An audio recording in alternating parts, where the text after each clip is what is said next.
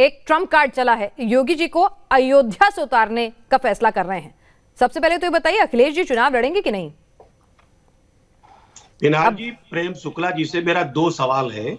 नहीं, वो सवाल पहले मेरे का जवाब दे दीजिए, फिर लोग आपस में सवाल कीजिएगा, तब मेरे को भी ब्रेक मिलेगा। अरे भाई पिनाक जी, हाँ, पहले मेरे सवाल का जवाब दीजिए। आपके साथ में जब कोई डिबेट करता हूं तो आप मुझे बोलने नहीं देती हैं। नहीं, आप पूरा तो बोलिए, सवाल का जवाब दे दीजिए। बोलने देना, आपने सवाल किया, मैं उसी सवाल से संबंधित बात कर रहा हूं।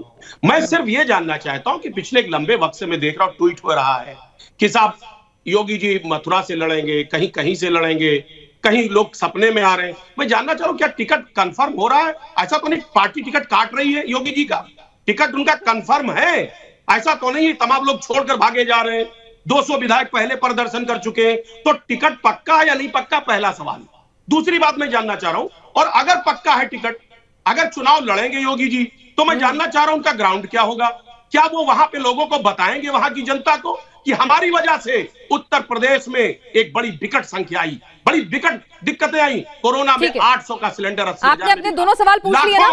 लाखों मौतें हुई, आपने अपने दोनों सवाल पूछ लिए डॉक्टर खान साहब, ढका नहीं जा सका। ठीक है, क्या बताएंगे? ठीक है डॉक्टर खान साहब, मैं जवाब लूंगी। अरे सुनिए लोगों को इतना लंबा वक्त दिया, मुझे बात रखने दीजिए ना डॉक्टर खान, मैं जवाब दूंगी, पहले आप मेरा भी तो जवाब दे दीजिए। कि क्या किसानों को मैंने कुचला है? वो बताएंगे किसानों को कुचला है, हत्या किया है? वो बताएंगे कि हाथरस में बेटी के रात के अंधेरे में मैंने जला दिया है?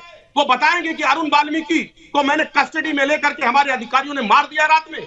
वो बताएंगे कि मनीष गुप्ता गोरखपुर में उसको पुलिस ने कस्टडी में लेकर के रात के अंधेरे में मार दिया? ठीक है, सारे सवालों का जवाब ले लीजिएगा आप, लेकिन पहले मेरे सवाल का आप बताएंगे कि अखिलेश चुनाव लड़ेंगे कि नहीं?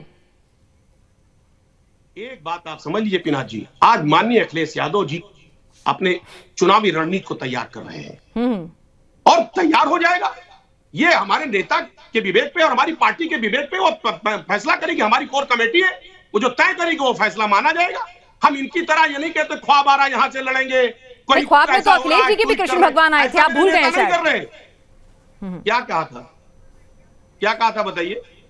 आए थे ना, आपके भी ख्वाब में आए थे, कहा था, वो भी बता दूंगी। लेकिन सुनिए एक मिनट डॉक्टर अजीज खान साहब, मैं आपसे पूछूं, आप क्या चाहते हैं? आपका नेता जो है बार बार जनता के बिना चुना हुआ है, आपको अच्छा लगेगा?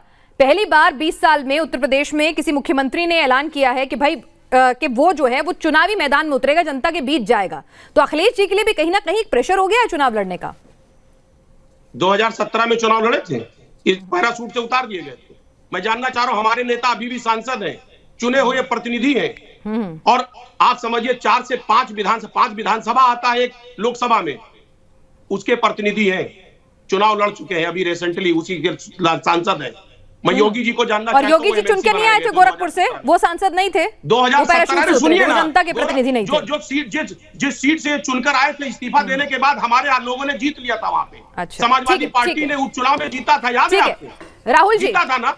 राहुल जी, आपसे समझना चाहूंगी, क्या वाकई में आपने सबको सुना? क्या वाकई में प्रेम शुक्ला जी का ये तर्क जो है आपको वाजिब लगता है कि भाई हिंदुत्व का एजेंडा बीजेपी ने कभी छोड़ा ही नहीं था, विकास और ये साथ साथ चल रहे हैं, उनकी हालत कोई पतली नहीं है? और अजीज खान साहब कह रहे हैं, अभी तक नहीं बता रहे हैं कि अखिलेश चुनाव लड़ेंगे कि नहीं। आपकी नजर में क्या प्रेशर है अब अखिलेश पे चुनाव लड़ने का?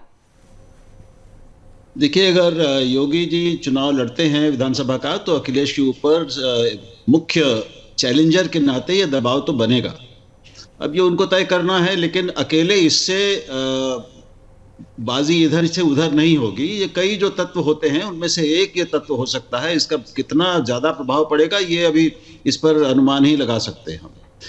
तो ये कोई बहुत बड़ी बात नहीं है। ज़्यादा बड़ी बात यह है कि जो आपका आज का जो मुख्य विषय है कि एजेंडा क्या होगा, यानी हिंदुत्व का झंडा, भगवा झंडा और मोदी जी का और योगी जी का जो एजेंडा, ये दोनों एक हो गए हैं क्या? तो मुझे अगर इस पर आप पूछेंगे तो मैं कहूँगा कि हाँ, दोनों एक हो गए हैं। और इसलिए एक हो गए हैं क्योंकि उनसे बीजेपी को लगातार पूरे देश में अपार सफलता हासिल हुई है। ये एक ऐसा फार्मूला है जो लगातार कामयाब हो रहा है, और अभी कुछ समय तक उसके कामयाब होने की पूरी उम्मीद है। मैं ये भी कहूँगा कि योगी जी के नेतृत्व में उत्तर प्रदेश में विकास के काम कुछ हुए हैं। मैं इससे सहमत नहीं हूं कि कुछ भी नहीं हुआ है, ये तो ठीक है, विपक्षी जनों का होता है। लेकिन मुझे इस पे बहुत दुख है और मैं इसको बहुत देश के लिए दुर्भाग्यपूर्ण मानता हूं, देश के भविष्य के लिए, कि केवल धर्म के आधार पर, हिंदुत्व के आधार पर, और हिंदुत्व ही विकास है, हिंदुत्व ही राष्ट्रीयता है और नागरिकता है, ये जो सोच है ये देश के लिए अच्छी नहीं है। ये फायदेमंद है बीजेपी के लिए, इसमें तो कोई शक नहीं है। ठीक है, देखिए, तो यहाँ पर दोनों ही सवालों का डॉक्टर प्रेम एक आंकड़ा देना चाहता हूँ। जी बोलिए राहुल जी, आप अपनी बात कंप्लीट करें। एक महत्वपूर्ण आंकड़ा सबके लिए रोचक होगा। वो एक अमेरिका का बहुत बड़ा थिंक टैंक है जो रिसर्च करता है, प्यू रिसर्च सेंटर। उसने 2019 के चुनावों के बाद एक पूरे देश में व्यापक सर्वे किया था धर्म पर, भारत में धर्मों को लेकर, और उसमें धर्म और राजनीति का भी वो था।